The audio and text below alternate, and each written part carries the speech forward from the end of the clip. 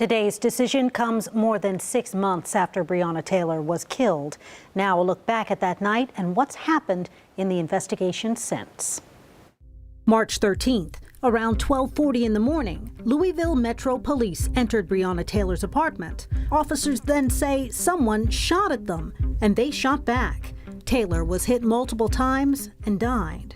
Her boyfriend, Kenneth Walker, was charged with attempted murder for shooting at police. March 16th, her family speaks out for the first time. This is not a woman who would sacrifice her life and her family morals and values to sell drugs on the street. The family says Walker shot at officers in self-defense and that they were looking for someone who didn't live at Breonna's apartment. March 26th, Kenneth Walker was released from jail and put under house arrest.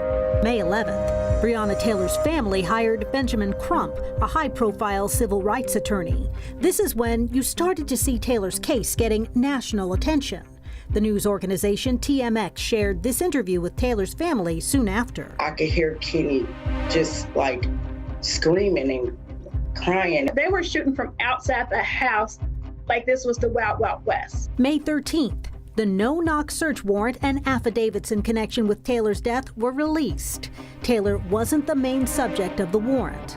One of the main suspects had been charged the same morning Taylor was killed, and police said they announced themselves and knocked at the apartment.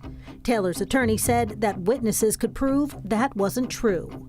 LMPD's then chief, Steve Conrad, said the investigation was almost finished. May 21st, FBI Louisville announced it opened an investigation into Taylor's death.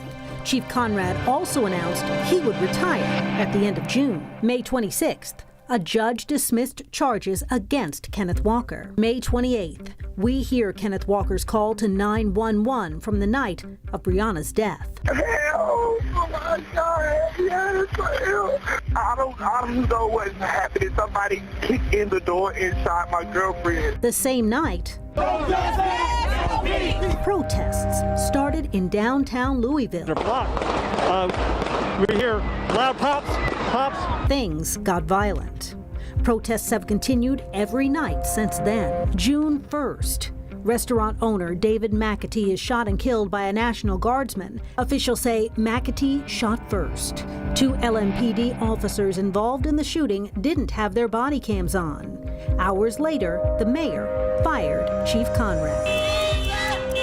June 11th, Breonna's law is signed banning no-knock warrants in Louisville. It was passed unanimously by Metro Council. On June 19th, LMPD and the mayor announced one of 3 officers in the case would be fired. According to his termination letter, Brett Hankinson violated procedure when he fired 10 rounds into Taylor's apartment while executing a search warrant the night of her death.